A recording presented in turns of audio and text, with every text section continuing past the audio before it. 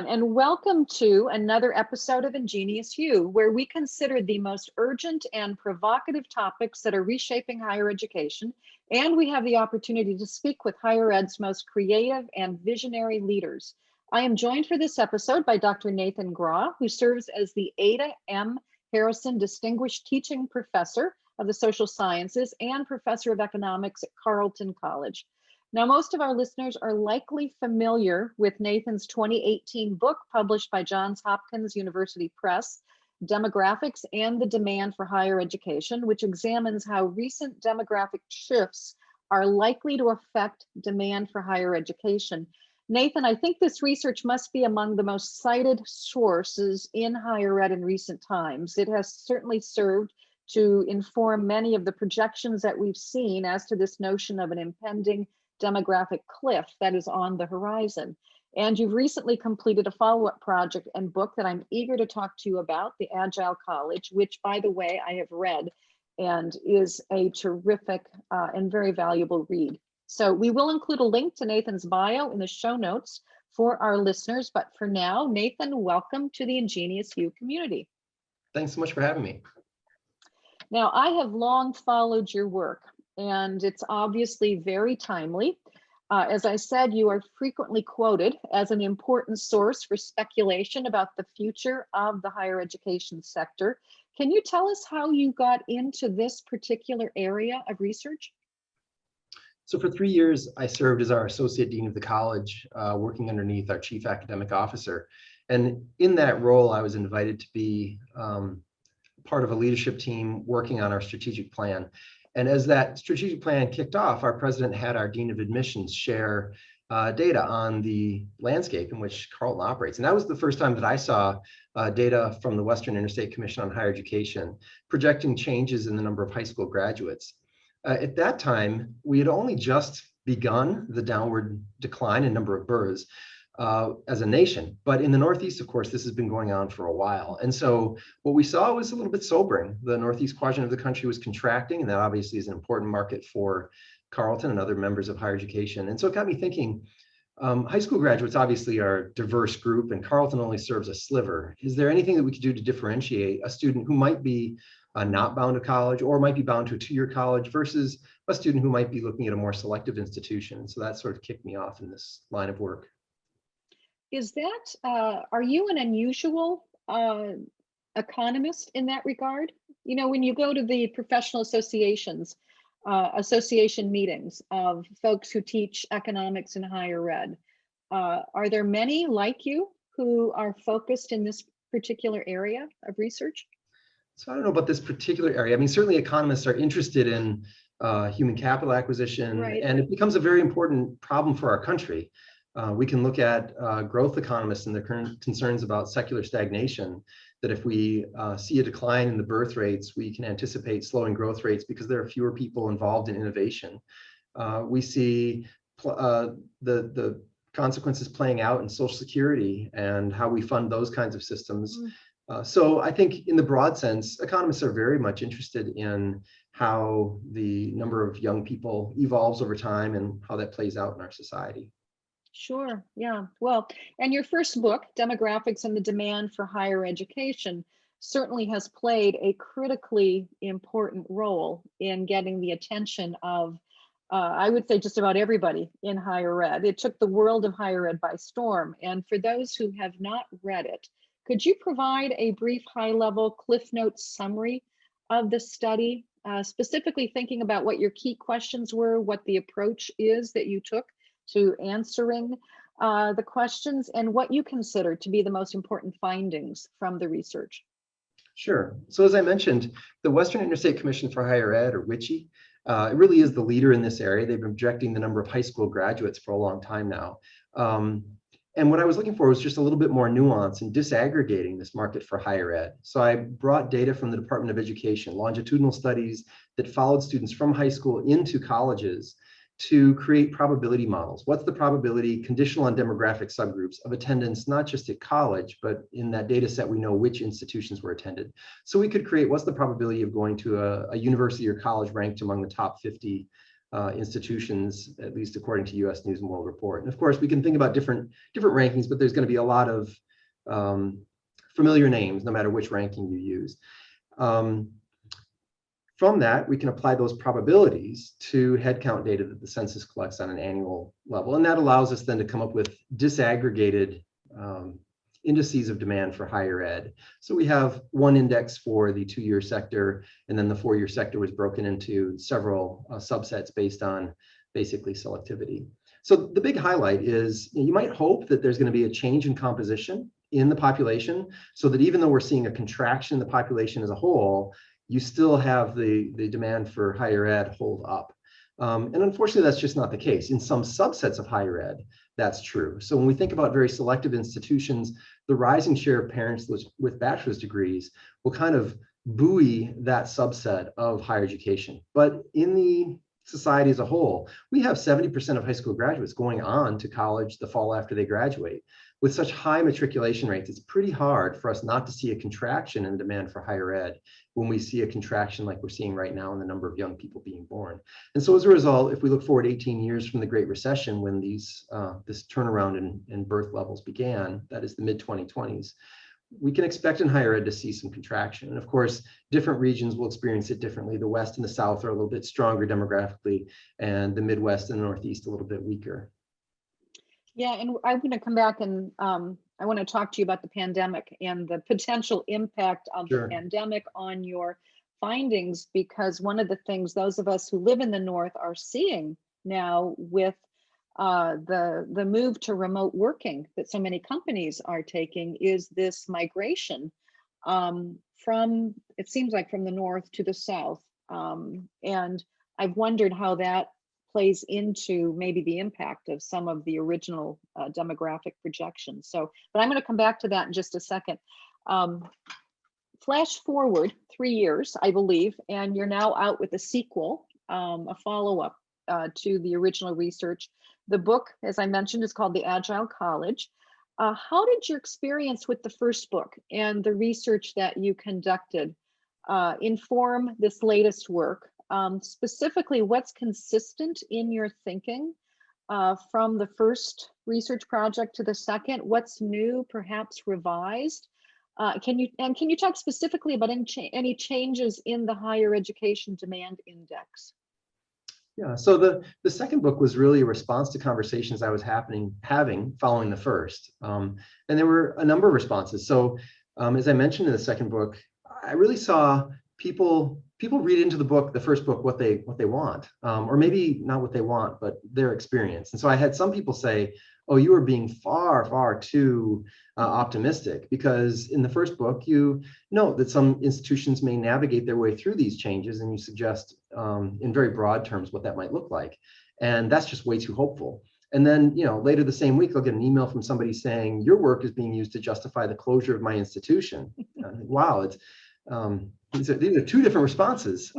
So I wanted to, in some sense, capture the narrative a bit on, okay, what do I think it adds up to? Not that other people can't make whatever they want out of it. At the same time, I was having lots of conversations with campuses that were incredibly constructive and proactive. Now, to be honest, it was a selected group. They invite me to their campus to talk about this kind of work. I presume that means that they are prone to being more constructive and proactive.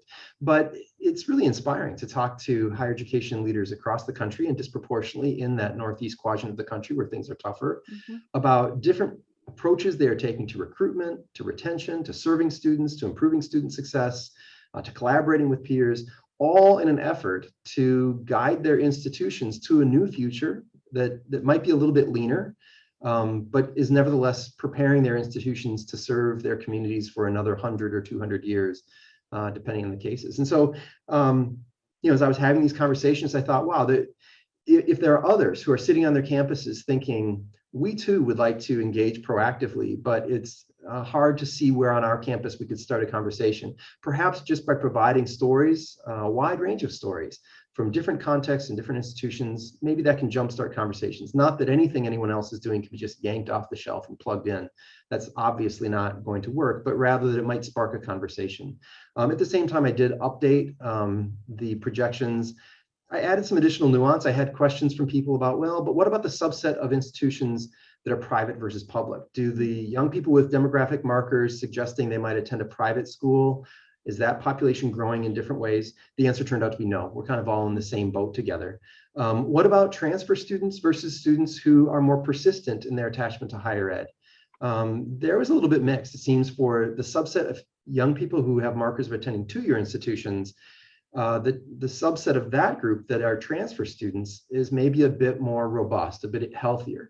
By contrast, the subset of two-year attenders who are persistent is a little bit weaker.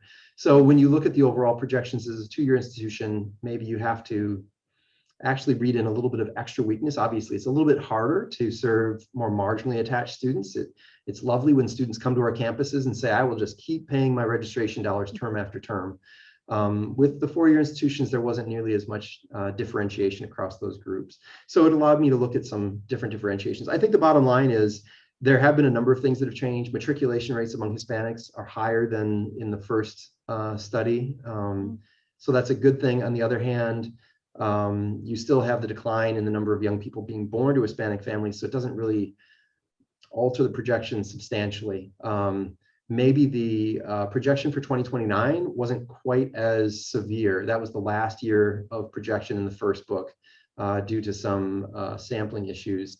But we end up getting kind of down to the same point. It just takes us a couple extra years to get there. And of course, now we've seen even more declines in births since even the second book was written. So we can anticipate that really throughout the 2030s, we're going to be in leaner times in higher education in terms of a shrinking prospective student pool. Well, that's a great segue to my next question, which is, given that you were writing the Agile College pre-pandemic, you started at pre-pandemic, right? That's right. And you note that the projections are based on institutions and people acting as they have historically. What are your thoughts about how the pandemic might change long-term enrollment behavior and any important markers that you're seeing that higher ed leaders need to be aware of? So if we look at the National Clearinghouse data on enrollments this past year, one disturbing trend we saw was that obviously enrollments were down, but they were disproportionately down among first-generation low-income students. That is the more marginally attached subsets of students. Insofar as one way we can get through this mess is by expanding access, that's not great news. And then the early Common App data suggested similarly that applications were down from this group. Now the later Common App data seemed to say that no, they got back to the same levels they had been a year before. And I'm hopeful about that. I'm hopeful that what that means is that the pandemic created a blip, that we saw a temporary step away from higher ed in these marginal groups and that they're coming back. But we have to work for it. I think back to the Great Recession, and I think there's a really great morality tale there, where we saw similarly Hispanic and African-American matriculation rates decline during the Great Recession. These were communities that were disproportionately hit by the financial crisis, and so perhaps that's not surprising. But what we may have in 2009 or 10 wanted to look at as a blip didn't end up being a blip for the African-American community. With the Hispanic community, we'd seen increasing matriculation rates, and the rate of increase slowed down a bit, but they continued on past the Great Recession, attending in higher and higher rates. But with the African-American community, we actually saw a reversal. And now at this point, I think we have enough data to say that's a worrisome trend, that what started as a near-term disturbance, perhaps, turned into a long-term trend. And I think that just reminds us, on the access agenda, we have to win that war year after year. You can't say, but last year, well, that's great. Last year was great, perhaps. But unless we win again this year and win again next year and win again the year after that, it'll be a long time before we get to the point where we say, okay, with some of these subpopulations, we have done an effective job. We've cemented that relationship where those gains can't be lost.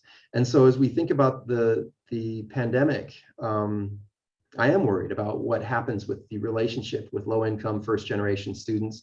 I'm crossing my fingers that the most recent data suggests that we will see that it was just a blip, but there's more work to be done. As we go forward, I think the pandemic has the potential to rearrange all sorts of relationships. And so I am really curious to see how this all plays out. I think about my own kids having middle school and high school experiences with distance learning. Now I'm biased here. I teach at Carleton. It's a residential, high-touch environment. I hope and expect there will be a subset of students who experience distance learning and say, this reminds me of how important that personal relationship with my teachers is, and will drive them to places like Carleton. Not that Carleton can just sit here and receive them, but that it gives us an opening to a conversation. But on the other hand, as much as I am biased, and I do see the value of the kind of education that my institution provides, I think there's another subset of high schoolers who may have had a very different experience with distance learning.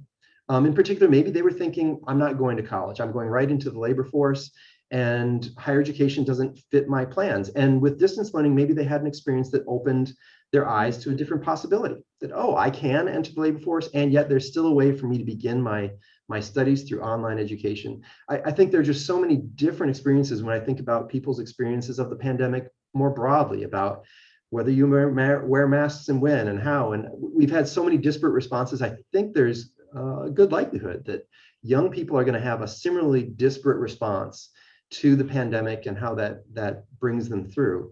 And then I think it does come down to what institutions tell compelling stories, because whatever students do in rethinking what they're looking for, presumably they're looking for the most compelling version of that. And so I don't think any of us can just sit back and say, well, let's hope the pandemic pushes students our way. I think we have to think hard about what is it that we're offering and how do we provide the best version of that, so that whichever institutions benefit from a reordering of student preferences, we're in the group that's meeting students' needs. That's a really, really good point. And it's another good segue to the major focus of your new book, which discusses things that you can actually do as a campus. So tactics, strategies that institutions can use to adapt to the future. I am curious why you think it is important to include this focus, and why the emphasis on agility in particular.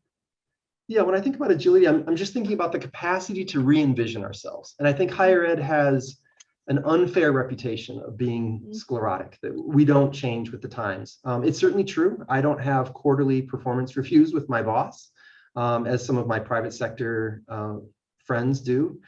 But on the other hand, I think in the last year, we clearly have made, we provided the evidence, maybe most importantly to ourselves, that we are capable of massive change in a very short amount of time.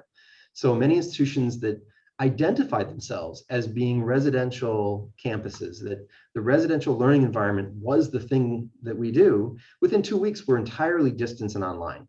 And while not every institution went through that transformation, I think most institutions substantially altered things that touch on even their identity. And I think that's important to remember, that we are capable of adapting pretty radically. And if we are capable of that sort of radical adaptation, then we can ask questions about, okay, so the environment, both the number and composition of students in the pool is changing. And that's going to provide some stress. I don't want to sugarcoat it. There are going to be changes that have to be made that will be painful. But instead of viewing this as, well, let's see what's going to be done to us, how can we attack this problem with the same creativity and passion and energy that we bring to our scholarly endeavors, that we bring to our classrooms? We address problems of, intellectual problems, classroom teaching problems all the time. Here comes another interesting, maybe painful problem for us to address.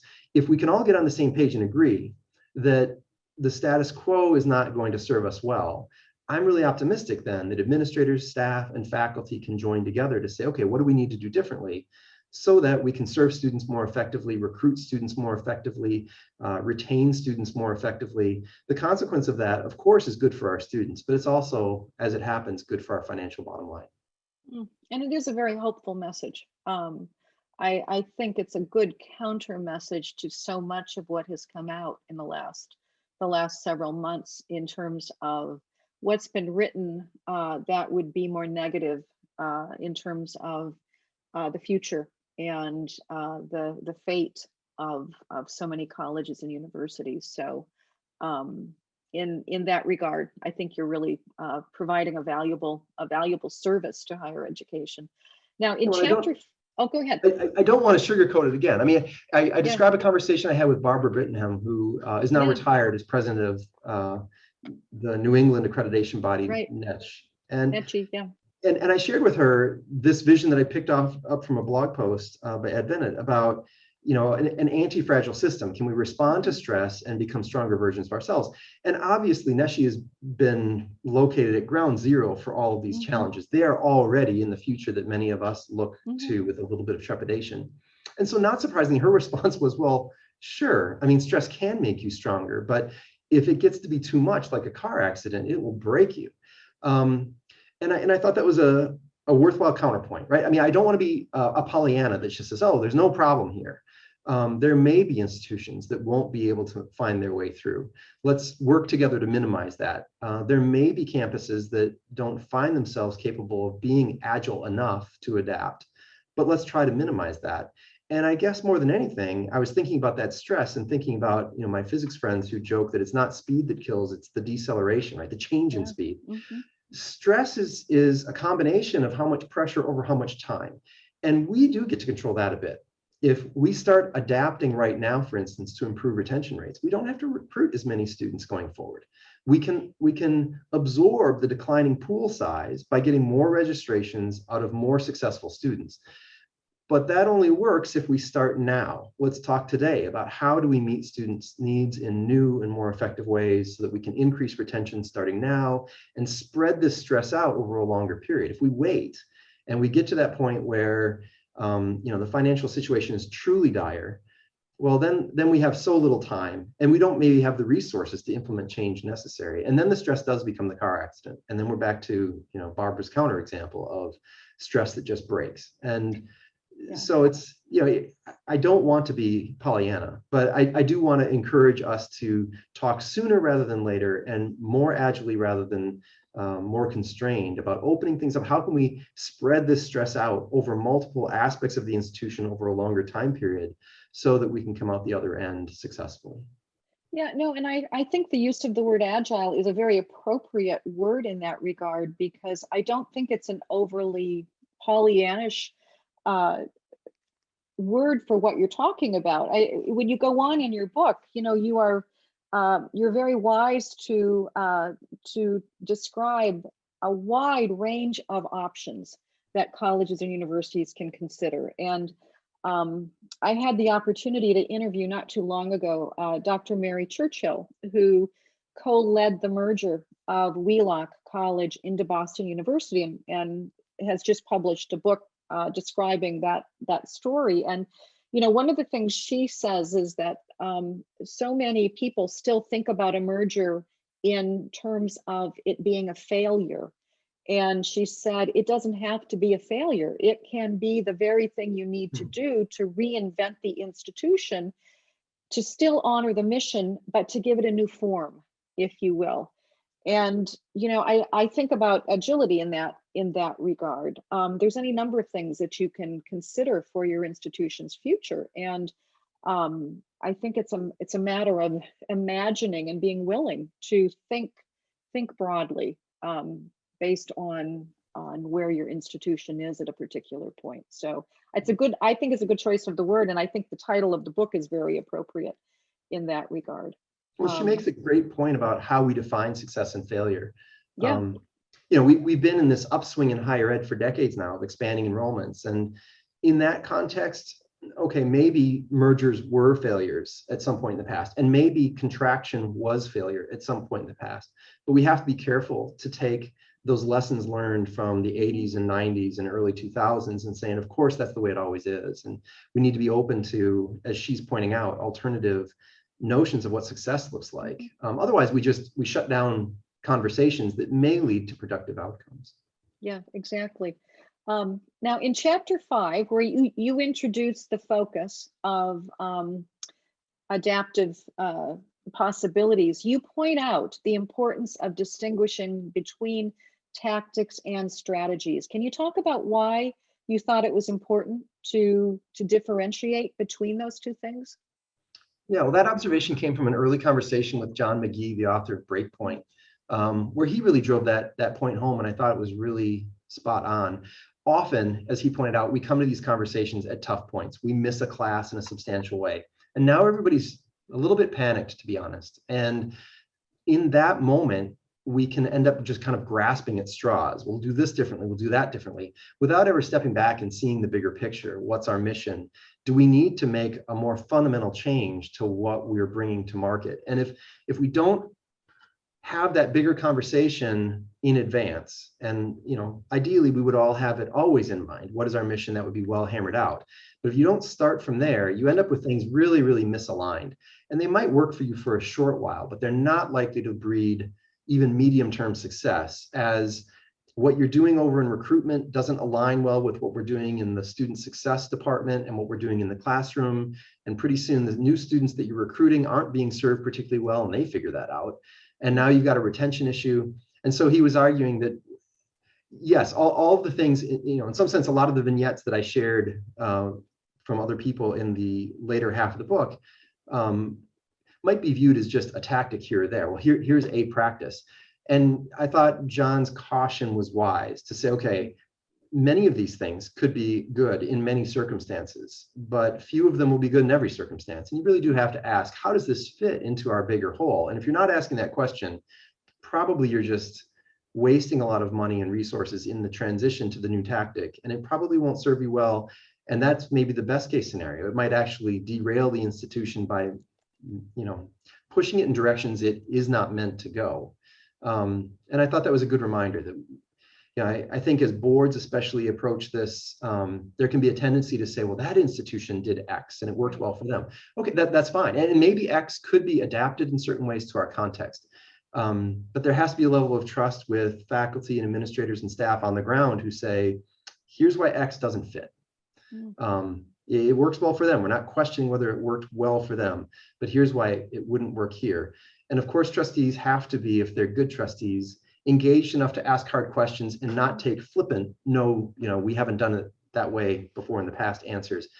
But they still have to be open to recognizing that people on the ground might be sharing some important insights about a context that says this wouldn't fit, this tactic wouldn't fit our bigger strategic vision. And it's a give and take. Trustees are also involved in setting the strategic vision for the institution. So I don't want to suggest that the people on campus always know best, but rather that it has to be part of a bigger conversation.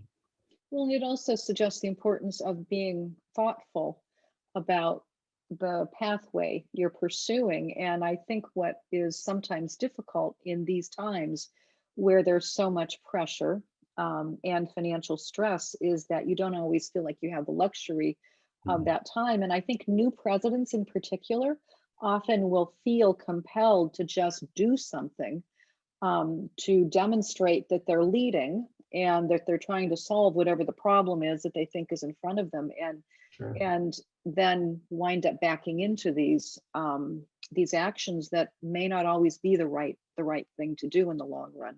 So I was really glad that you included that. I think it's a very important point. Now, you were very careful in your introduction to point out the difficulty of identifying a one-size-fits-all strategy when you're talking about the higher ed sector that's incredibly diverse. And so your examples are drawn from institutions of all types and sizes. And I'm wondering if you could share a few of the examples that you found particularly compelling. Sure. Some of them have to do with individual institutions working on their own. So for instance, when thinking about the challenge of retention, a lot of institutions have looked a lot of places. Rutgers is currently working on student work as a locus for retention work. And I think it's really interesting because obviously student work is an important part of many students' experiences. They're in particular targeting Pell eligible people who might, because of financial aid gapping, find themselves needing work and finding that job if they're a commuter student in a local retail store that they worked at in high school. And there's nothing wrong with that as an employment possibility, but it doesn't connect you to the institution.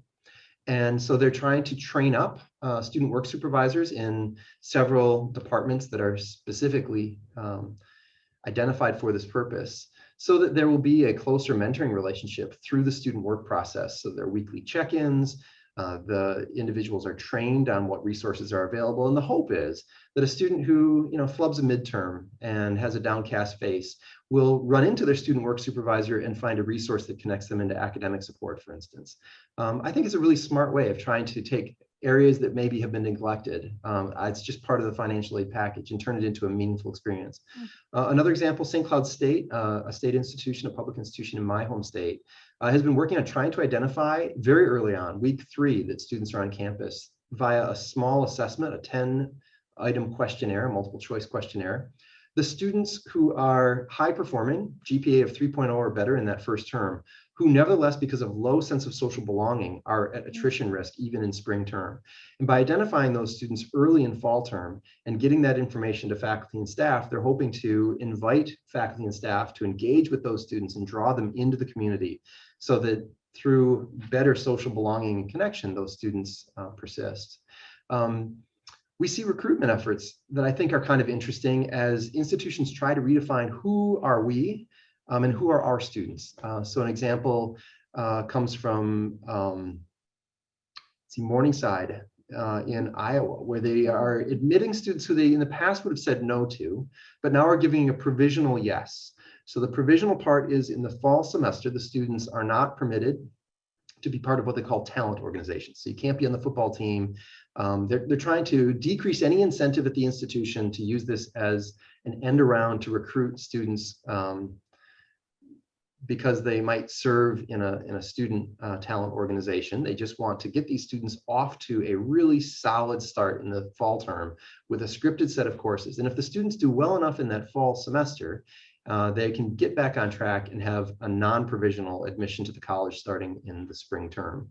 Another example of sort of reaching out to student groups that maybe weren't part of your class, Drake University, also in Iowa. I don't think this is in the book because I think I ran into this more recently, has added a 2-year degree to their 4-year program. So they've always defined themselves as a 4-year institution. And I think this is a great example of being flexible. Who are we? And we can say, you know, this is who we are, and the students have to come find us. They have to meet us. Or in Drake's case, they're saying there's a significant group of students in the Des Moines area that they serve who they have not been able to serve because Drake has defined itself in a way that excludes the relationship. By adding a 2-year program, they're opening up paths and saying, we will meet you, we'll reach to where you're at and bring you into the Drake community. And of course, they're hoping that those 2-year program enrollees become 4-year program graduates. So I think we see these individual institutions operating. And then we also see really interesting collaborations. So the tribal colleges and universities often struggle because they have such small campuses. So you have a small N problem, even if you surveyed your entire campus. But collectively, they have enough students with institutions of common mission that they can learn more things about retention. They can learn by seeing what's true of the group, but they can also see themselves better in relief as they compare themselves. So this is one of the first times I think that they've done collectively surveys with all of their students at the same time, the same surveys, so that they can benefit by collaborating on data. We see collaborations between 2-year and 4-year institutions, again, with kind of provisional admission, where we say, University of Southern Maine has done this. We have yes as an answer, no as an answer, and not yet.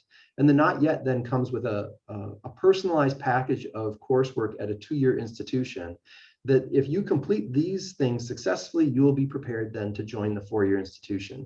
But that requires some seamlessness. And some of these 2-year, 4-year partnerships actually have the students living on the 4-year campus. They have IDs from the 4-year campus. So again, trying to address that social belonging to make the transition as seamless as possible so that the student can get the work done that they need to at the 2-year institution and they seamlessly continue on at the 4-year institution. So I see things that individual institutions are doing, and I see things in that collaborative sphere where institutions are trying to work hard to provide better experiences for their students. Boy, those are all such good strategies. You know, I was struck by how many examples have to do with retention and wondering if that's an area that you see as needing to have greater focus for maybe all schools going forward. I think that's right, just because of arithmetic. We have so many students already going on to college, and yet the pool, percentage-wise, and yet the pool is shrinking. So I'm not saying that we can't take the edge off of the demographic decline by expanding access, and we should. But I think we need to be realistic that it, you know, based on past experience, it's not likely we will entirely offset the decline in number of births by increasing access. And if that's not going to happen, then if we're going to solve the problem and maintain enrollments, it's going to have to be that each student enrolls for more terms. And it really is a bit of a scandal the retention issues that we have at American higher ed. So it seems like this is a case where we can do well by doing good.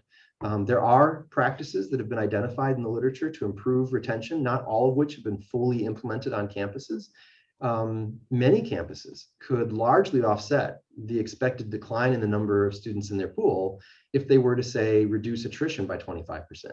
And of course, the consequence of that would be wonderful for their students in terms of student success. So it benefits students because they get the degree that they want. It benefits society. Right now we have a debt crisis in large part driven by the some college but no degree. I have enough debt to get in trouble but not the earning power to repay it. And as a side benefit, you get some more tuition dollars out of the same number of students. And so if the cheapest student to recruit is already on your campus, maybe we need to do a better job of re-recruiting that student every term. It's good for them and it's good for us. Yeah, that's right. I do think that's a powerful notion to keep in mind. Now, you point out that for some institutions, the best path forward will include rethinking size or scope, and perhaps even the most existential question about whether to remain open, which takes us back to our previous conversation about Wheelock and the merger there. Can you say more about this and your thinking about, what did you learn from your conversations with folks in regard to this particular issue? Yeah, so you identify kind of the two ways we could be talking about. We could be talking about just contraction, or we could be talking about something like merger. In the case of contraction, I had a great conversation with Jack Newhouser, the former president at St. Michael's in Vermont. Vermont is kind of ground zero for demographic change. The number of high school graduates is far, far off its peak. And as a result, maybe it's not surprising that we have 4 fewer private colleges than we had just a short time ago there. And so St. Michael's is facing an incredibly competitive, difficult landscape, and concluded a few years ago now that they would be better off having a smaller size. And by deciding to set themselves on that path early, before it became a real crisis, they could make the transition largely through attrition. And so they could just let retirements take their course. We do non-replacement of staff and faculty lines, and we can have a smaller institution. And by having a smaller number of staff and faculty, they don't need as many students to generate the tuition revenue. And that allows them to actually be a bit more selective on the admission side at the same time. And at least at the time of the writing of the book, it seemed like that's exactly what they'd managed to accomplish. They had a smaller student pool, but they did have higher board scores, for instance, in both the 25th and the 75th percentile. So it seemed like they were doing a good job of implementing what they were after. Now, Dr. Newhouser noted this was not painless. It was a difficult conversation on campus. Alums sort of viewed contraction. Well, that means a weakness. You're undermining the value of our degree. You should just go into Boston and recruit harder. And he said, I'm not opposed to recruiting well and better in Boston. It's just the math doesn't add up here. And so while we should recruit better and harder in Boston and will, he still felt very, even looking back, that it was the right play to go toward a smaller institution. And we've started to see institutions like Wellesley announce that they intend to get smaller as well, trying to buck this trend of the notion that slightly smaller is necessarily worse or weak. Now, the merger situation is, another case where we have this association. Merger is weakness. I was talking to Joey King, a president of Lyon College, who's done some consulting in higher ed, and he noted how difficult it is to have this conversation because any president who comes to her board and says, I'm thinking of contracting or merging, may well be instead initiating a conversation where the board is thinking about who is our next president, because this is not the conversation we want. And so Joey was arguing we need to somehow regularize these hard conversations so that merely bringing them up is not the end of the conversation and maybe the end of someone's career, but instead is like, look, this is just due diligence. What is our mission? What's the best way to serve it? Does it continue to be as an independent institution? Or might it be that through merger, we might have an option to fulfill our mission more effectively? And if that's just a regular conversation, then when it comes up, it's nobody's fault that it's coming up. Nobody immediately thinks, oh my gosh, something terrible must be going on because we're considering whether there are advantages to merger. It's just the regular course of things. And I think that would be lovely if we could get there. Too often, it seems like the mergers that we witness take place after one institution is so weakened that they don't really have any leverage. It's more of an acquisition. We aren't really leveraging the benefits or the strengths of both campuses. And it seems like we're missing out on some opportunities where maybe merger would be the best way forward. And again, this is not a pleasant conversation. I understand if my alma mater were considering merging, I met my wife there. I had some great memories there. Those are not insignificant things. These are hard conversations, but it seems unfortunate that we can't have them. It seems even if we have the conversation and decide merger is not for us, we would be better off to be able to have these conversations openly and then decide what really is the best way forward for us, for our students. Yes, yeah, no, indeed. So now in that same vein, most presidents that I talk to, including those at the lower and the mid levels of selectivity, seem to be committed to growing their way through the challenges of demographic growth. I mean, most of them tell me they plan to grow, unlike the former president of St. Michael's. So in your opinion, is this wishful thinking for most of them, or are there some approaches or strategies that hold promise, particularly for these lesser known institutions? Those are the ones I worry about. Right. Frankly. Yeah, I think we have to just be honest that the arithmetic is such that it can't add up that we all grow through this and access remains where it is. And it's unlikely that access will grow sufficiently to allow us to all grow through it. So whatever your argument is that we'll grow our way through, better also have, and here's why, while you're trying to grow your way through and out-recruit me, and I'm trying to do the reverse, I'm going to succeed and you're going to fail. What makes us different? And if at the end of the day, it's difficult to identify what differentiates us from our competitors, and if we've more or less got a commoditized product, those arguments are harder to sell. I mean, certainly you can imagine growth. You say, well, we're going to discount harder. Net fee income per student goes down, but the number of students goes up, and we find our way through. But then I know that you also want those same students, and so something's got to give here. So I think we do have to be realistic about, there are going to be some who can succeed, and maybe they have a particular plan in a particular market that makes that work. But for all of us to succeed that way, it seems very unlikely to me. It feels like at least we should have another plan on the table. We will try to grow, but we're also going to work this retention problem so that if we don't grow, we still, are doing well. And by the way, for us to improve retention and student success, we might have to change the academic program so that we're meeting students' needs in it, right? I mean, we might have to change who we are. And sometimes I see the growth we're going to grow our way through is a convenient way of saying we're fundamentally going to remain the same and everything's going to be okay. And I get why that's comfortable as a faculty member. I don't like it when the administration tells me I need to change either. And I even appreciate some change immunity. That is to say, when people say, here's a new idea, sometimes faculty say, actually, that's an old idea, and there's a reason we don't do it. Faddishness should be fought. There's a reason we have tenure, and all of these things are true. And yet, we have to be open to conversations that might require us to change who we are. And if we're not willing to have that, I think we're running some risks in the current environment. So are you suggesting that presidents in particular need to have a plan A and a plan B and a plan C and have perhaps a variety of strategies that they are pursuing at the same time? Or I guess I would be more comfortable in their situation if I did have, right? We're just diversifying risk here, right? Obviously, you can't do everything. We only have so much bandwidth on the campus for change, and so, messaging and so on limits what we can do. But it doesn't seem impossible to say, on one hand, at the admissions office, we're pursuing growth, and on the other hand, with the faculty and staff, we're working on retention. Those don't seem to be at odds to me, and so I would prefer, if I were them, to have backup plans and not have all of my eggs in one basket.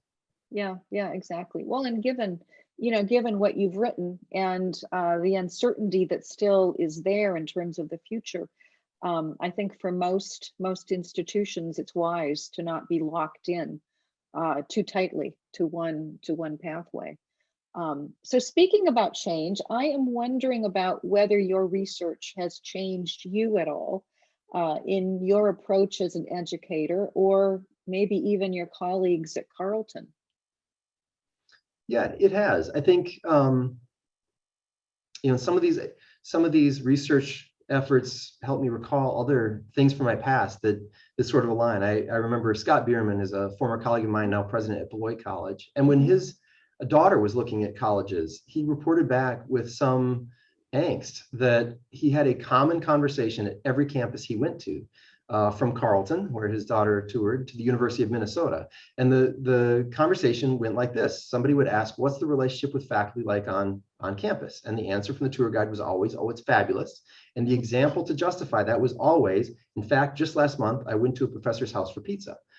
And that was the answer given at Carleton as well. And there's nothing wrong with having pizza with faculty. It's quite enjoyable. But Scott's concern was that Carleton charges an awful lot. That's an expensive slice of pizza, if that is what it means for us to have meaningful relationships between faculty and students. And so, he was really thinking about, how do we really lean into fulfilling this mission? Not that Carleton doesn't do better than that, but how do we make it so vibrant that the tour guide won't say that, but instead will pull up, yeah, I'm an RA on a faculty member's research or something like that. And in thinking about this sort of work, I do remain optimistic. I'm optimistic for Carleton, I'm optimistic for higher ed, but I'm only optimistic insofar as we actually fulfill our missions, which means we have a lot of hard work to do. For me personally, this means, Carleton is adapting just like everybody else is. We have some advantages, we have some disadvantages. So we're a highly selective school, that works in our favor. We're far in the north, that doesn't actually help us a lot when we see growth in the Southwest, and we're trying to expand the number of Hispanic students. How do we do that? It's going to require us to adapt. It's going to require me to think about new student groups showing up in my classroom. Yes, in part, what are their needs? We need to meet those needs, but also, what are their assets? What are they bringing to my classroom? How can I adapt how I'm teaching so that those assets shine through, so that we all benefit from what new student groups have to offer? And thinking about these demographic changes and the fact that none of us really have the ability to look to the future and say, oh, everything is for sure secure. We just don't have that luxury. What does that mean I need to do in each and every classroom, in my office hours, so that I'm participating in this re-recruitment of our students at every term? And so I'm improving student success with the students who I touch. So it's really prompted me to double down, I guess, on commitment to the mission. What is it that I need to do differently so that I more fulfill the mission that Carleton has laid out for our students? Boy, that's a terrific response. Carleton's lucky to have you in the classroom. So we have a signature question that we ask of every guest who comes on the Ingenious2 podcast. And that question is especially timely right now as we look to the end of the pandemic. And I want to tailor the question to focus on your most important research takeaways. So here's the question. As you look to the future, considering your research, what do you think are the most essential ingredients for effective college and university leadership in the days ahead? And perhaps put another way, what do you most hope that readers, particularly university leaders who read your book, will take away from what you've written and your research? I hope it inspires an attitude of adaptability, a recognition that we face challenges. We face challenges right now in the context of COVID, even in the wrap up. And we face demographic challenges. We face societal challenges, as we've had some tough conversations play out in America that call higher ed to think in new ways. I hope it inspires a response that says we can adapt, we can be different, we can be better versions of ourselves. And once we have that recognition, then hopefully it frees us up to do the work that requires to get there. It's difficult to look at where we are right now and not see, just incredible change. The pace of change is high. The stakes around change seem very high right now. And that is daunting in some way. But I think it is comforting to know that we don't have to be the same versions of ourselves that we were yesterday, that growth is possible. Great response to end on. So thank you so much, Nathan. I appreciate your time. I am so grateful for the writing that you're doing and the research, and we'll look forward to your next project. Do you have one in mind yet? So I'm working on something right now, thinking about how these things intersect with COVID as we come out of it. So it's part of an edited volume with the general theme of how we come out of COVID. So looking forward to reading some of the other contributions to that collection of essays as well. Oh boy, that can't come out soon enough. Is there is there a publication date? I think it'll probably be at the beginning of 22. Okay. So more soon. Yeah. Oh, good. Well, that sounds like a very worthwhile project. So good. Well, thank you so very much, and appreciate your time. And I wish you all the best going forward. Thanks so much for a very interesting conversation.